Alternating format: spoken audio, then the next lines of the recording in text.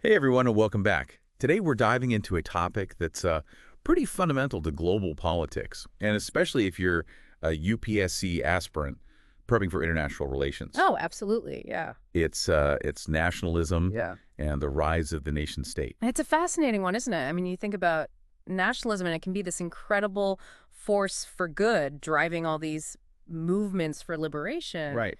But at the same time, it can be, a source of intense conflict. Yeah, a real paradox. Yeah. So for our listeners out there who might be just starting to wrap their heads around all this, what exactly do we mean by this term, nation state? Right. And how did this idea become like the central organizing principle of the world? That's a great question. Yeah. And I think to really understand that, you have to start with this concept of classical nationalism. Okay. So think about major historical moments like the French Revolution, right? Yeah. Think about figures like Giuseppe Mazzini, who was such a champion for a unified Italy, Right. Woodrow Wilson's 14 points. All of these are rooted in this idea that people who share a common identity, Right. a nation, Right. should be able to govern themselves. Okay, so that's where you get that link between nationalism and those classic liberal values. Absolutely. Self-determination, popular sovereignty, Exactly. all that good stuff. That fusion right there, that's what gave rise to the nation state. Right. This idea that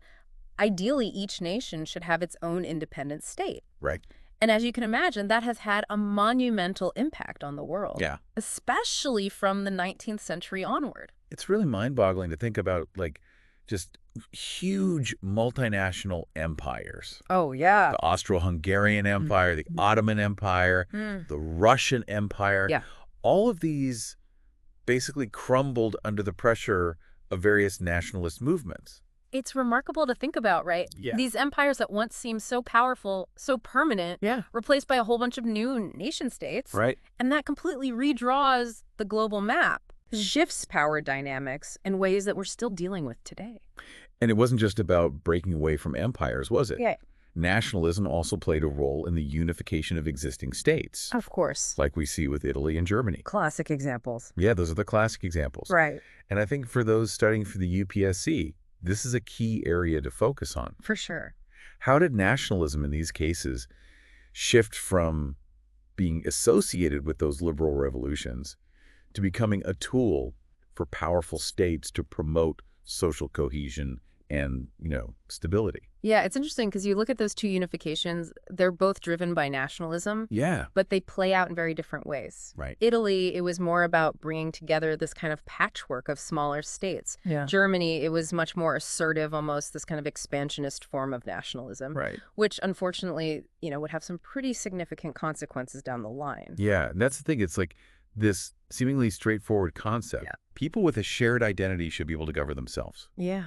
But the consequences can be so diverse and so unpredictable. And we've only talked about Europe so far. Right. We haven't even touched on how European imperialism, Yeah. ironically, ended up spreading the very idea of nationalism it was trying to suppress. Wait a minute. How did that happen?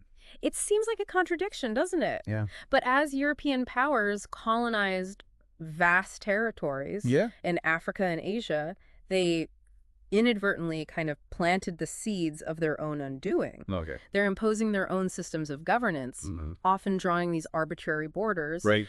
And that sparked anti-colonial movements that were fueled by, you guessed it, nationalism. Wow. So people in these colonized lands are seeing this nation-state model being imposed on them. Exactly. And they're starting to demand their own independent nation-states based on their own identities. Right, and their own aspirations. Right. Exactly. And that leads to this incredible wave of decolonization after World War II, which results in even more nation-states being born. Especially in Africa and Asia. Most notably in Africa and Asia. Yeah. Think about India. Right. Think about China.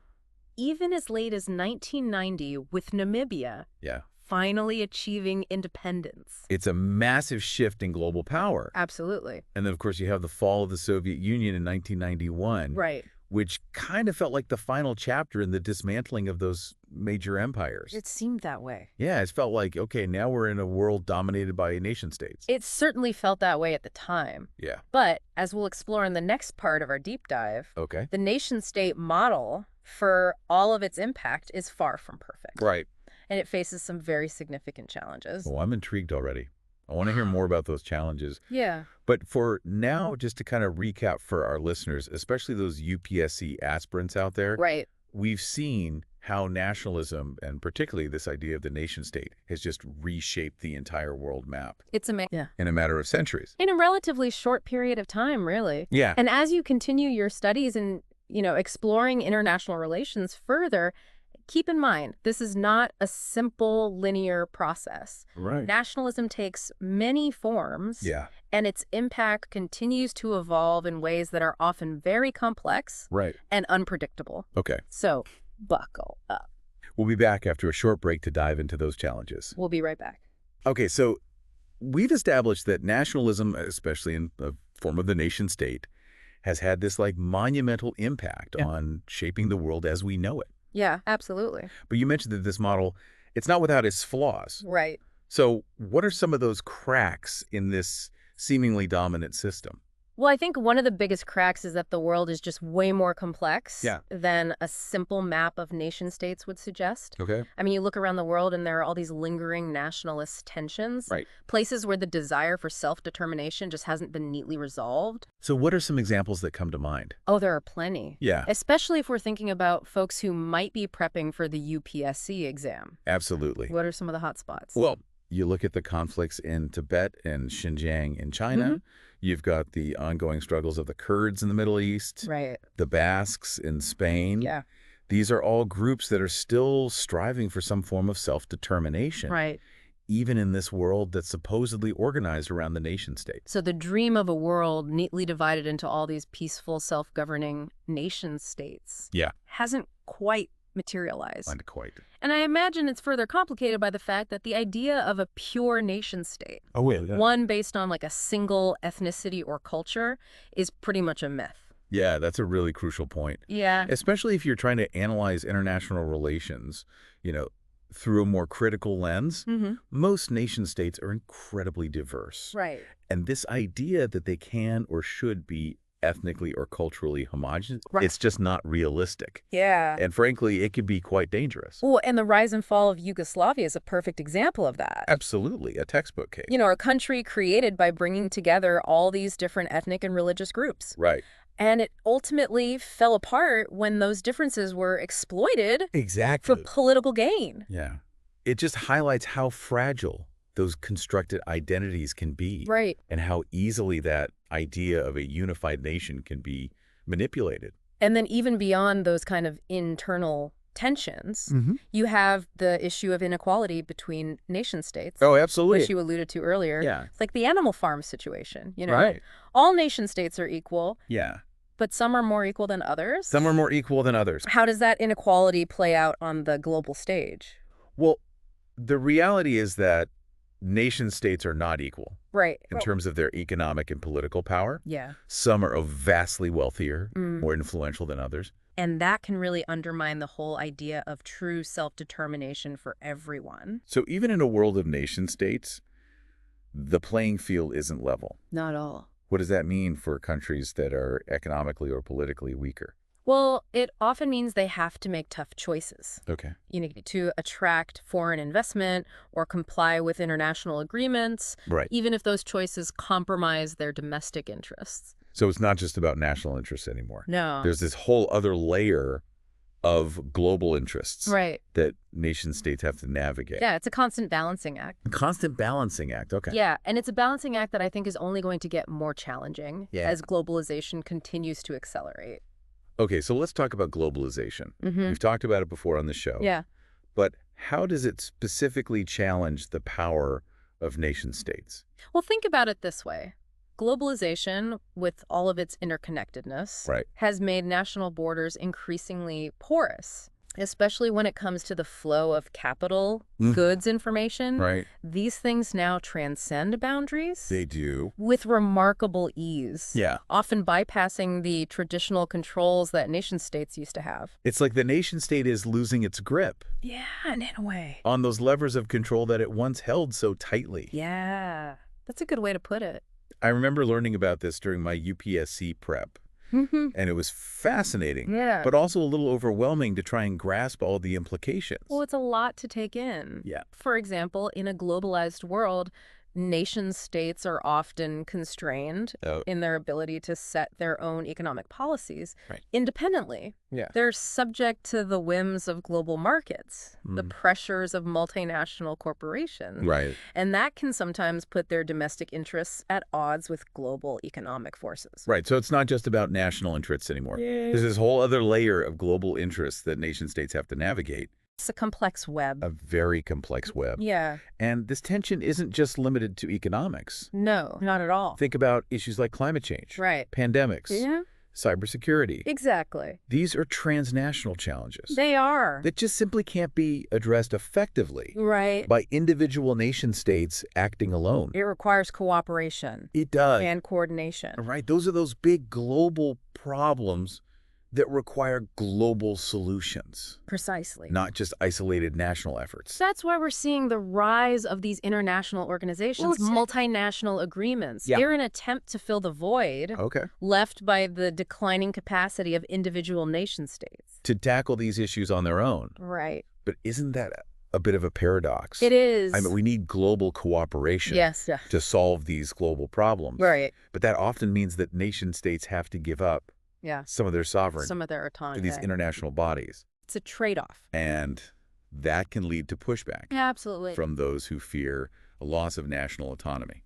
It's a constant tension. Yeah, a global tug of war. I like that, a global tug of war. And I imagine this tension is only going to intensify in the coming years. I think so. Especially with, the rise of economic inequality, the urgency of climate change, the rapid pace of technological advancement. It's a hard. The world is becoming an increasingly complex and uncertain place. It is. It's hard to see how the nation state can just remain unchanged in the face of all these challenges. It's a time of great change and uncertainty. So what you're saying is the nation state isn't going away anytime soon. I don't think so. But it's going to have to learn to play a different game. Yeah, adapt. But different game with different rules and different players. Exactly. And for anyone interested in international relations, whether you're a seasoned diplomat or a UPSC aspirant, just starting your journey understanding these evolving dynamics is absolutely essential.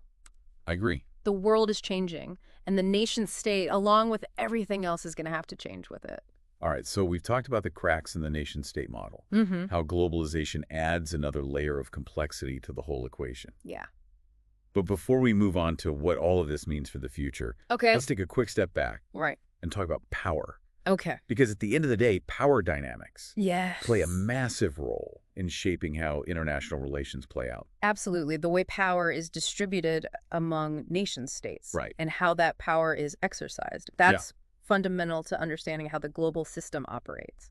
So for those of us who might be trying to wrap our heads around this for the first time, what are some of the key factors that determine a nation-state's power in today's world?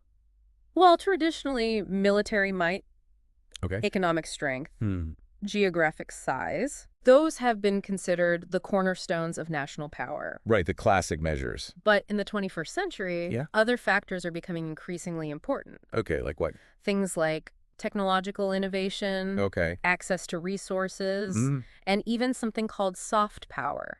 With soft power? Yeah. I've heard that term before, but I'm not sure I fully grasp it. Okay. What exactly is soft power? All right. And how does it differ from those more traditional forms of power right. that we usually think about? It's a fascinating concept. Okay. Soft power is essentially the ability to influence others not through coercion or force, but through attraction and persuasion. Interesting. So think about a nation's cultural influence. Okay. Its diplomatic skills, its reputation for upholding certain values. Right. These can be incredibly powerful tools in shaping global perceptions and influencing international outcomes. So it's not just about tanks and bombs anymore. Not anymore. It's about winning hearts and minds. Exactly. And in a globalized world where information flows freely and interconnectedness is the norm, soft power is becoming increasingly important.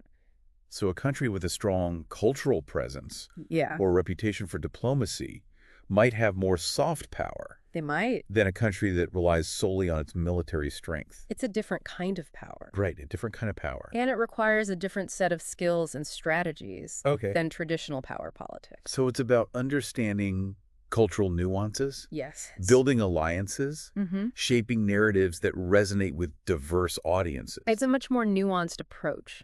It sounds like a whole new game is being played In many ways, it is. on the world stage. And for aspiring diplomats or policymakers or even just informed citizens, Right. understanding these evolving power dynamics is absolutely crucial. Because it's not just about who has the biggest stick anymore, Right. but who can wield it most effectively Yeah. in this complex and ever-changing global landscape. That's a great way to put it. And this is where I think the study of international relations Yeah. becomes truly fascinating. It does. It challenges us to think critically about the nature of power, Absolutely. the ways in which it's exercised, the implications for shaping a more just and sustainable world order. Big questions. Big questions. But important ones. And for our listeners, particularly those UPSC aspirants, Right. who will be grappling with these very questions Yes. in their exams and potentially in their future careers. Absolutely. It's crucial to remember that the study of international relations is not just about memorizing facts and figures. No, it's about developing a deep understanding of the forces that shape our world. The challenges we face, Yes. the opportunities that lie ahead. It's about being able to analyze complex situations, to think critically, and to communicate your insights effectively. Because ultimately, the goal is not just to understand the world, but to contribute to shaping it for the better. Well said. Well said. I think we've covered a lot of ground We have. in this part of our deep dive. Yeah, we've explored the challenges of globalization, the evolving nature of power, the importance of critical thinking, Absolutely. and navigating the complexities of international relations. It's a lot, It is. but it's all connected. It is. And in the final part of our deep dive, Okay. we'll delve even deeper into some of the key debates and dilemmas Right. facing the nation state in the 21st century. Okay. We'll explore whether this age-old model can adapt to the demands of a rapidly changing world, Right. or whether new forms of global governance will be needed Okay. to tackle the challenges of the future. So stay tuned, folks. Yes, This deep dive is far from over. we're just getting started. We've got more fascinating insights to uncover, Absolutely. more thought-provoking questions to explore. Stick with us. We'll be right back after a short break. We'll be right back. And for those of you listening who are finding this deep dive helpful, Yes, don't forget to like, subscribe, and share it with anyone else please do. who might be interested in understanding the forces that shape our world. Spread the knowledge. We'll see you in a bit. Right, welcome back to the deep dive. We spent the last two segments really tracing the evolution of nationalism and the rise of the nation state. Yeah, a concept that's really had a profound impact on shaping the world as we know it. It has, but as we've seen, this model is facing some pretty significant challenges in the 21st century. It's true. The nation-state model, which emerged from the Enlightenment and really took hold in the 19th and 20th centuries, it finds itself at a bit of a crossroads. Yeah, like the forces that help spread it, Right. like the idea of self-determination, they're now kind of pushing against its boundaries Yeah. in new and unexpected ways. It's almost like it's a victim of its own success in some ways. Yeah. So as we kind of wrap up this deep dive, let's explore what this all means for the future. Is the nation state, this idea born out of the Enlightenment, is it really equipped to deal with the problems of the 21st century? That's the big question, isn't it? And honestly, there's no easy answer. Right. On the one hand, the nation-state has proven to be incredibly resilient. Yeah, it's definitely durable. It's survived world wars, economic crises, all sorts of political upheavals. Yeah, I mean, look at how many new nation states have emerged in the last century alone. Right. But on the other hand, Yeah. we're dealing with a whole new set of challenges in the 21st century. Right. Climate change, global pandemics, cyber warfare. These are big ones. These are issues that transcend national borders and require global solutions. Yeah, and that's where the tension lies, right? The nation-state model, with its emphasis on national sovereignty and national interests, often struggles to effectively address those global interconnected problems. Exactly. Climate change doesn't care about passports or borders. Right. It's a truly global problem It is. that demands collective action. And yet, time and again, we see national interests and the short-term political calculations getting in the way of meaningful international cooperation. And it's frustrating, to say the least. It is. Especially when you consider the stakes involved. Yeah. So for those of you listening who are interested in a career in diplomacy or international relations, maybe even those of you prepping for the UPSC exams, This is something you'll need to grapple with. Absolutely. How do we reconcile the need for global solutions with the reality of a world that's still largely organized around nation-states? One of the defining challenges of our time, for sure, and there are no easy answers. Right. Some argue that we need to strengthen existing international organizations like the United Nations. Okay. Give them more authority to enforce global agreements. But wouldn't that require nation-states to give up some of their sovereignty? It would. Wouldn't that be met with resistance, especially from powerful countries who are used to having things their own way? There's definitely that risk. Yeah. The concept of sovereignty is deeply ingrained in the nation-state model. Right. And many countries, understandably, are reluctant to cede power to these supranational entities. Yeah. But others argue that the challenges we face are so existential, climate change, for example, Right. that we have no choice but to find new ways to cooperate on a global scale. It's almost like we're reaching a point where the old rules of the game no longer apply. Right. We need new solutions. They're in uncharted territory. We are. The 21st century is demanding new ways of thinking about global governance. Okay. And this isn't just some theoretical debate happening in academic circles. Right. This has real-world implications for all of us. You really go. I mean, the decisions made at the international level, Yeah. the agreements reached or not reached, Right. they all have a direct impact on our lives. They do on the economy, our security, the environment. On everything. So this brings us back to the importance of understanding the complexities of nationalism and the nation state. It's not enough to just, memorize facts and dates for an exam. Right. It's about developing this critical understanding of how these concepts have shaped the world and how they continue to evolve in response to new challenges. Exactly. And for those of you studying for the UPSC, this kind of analysis is crucial. The examiners are looking for candidates who can go beyond the surface level, who can demonstrate an understanding of those underlying forces that drive international relations. And it's not just about passing an exam. No. It's about being an informed citizen, being able to engage in thoughtful discussions about the future we want to build, and potentially even contributing to shaping that future. Well said. So as we wrap up this deep dive, let's leave our listeners with a few key takeaways. Okay.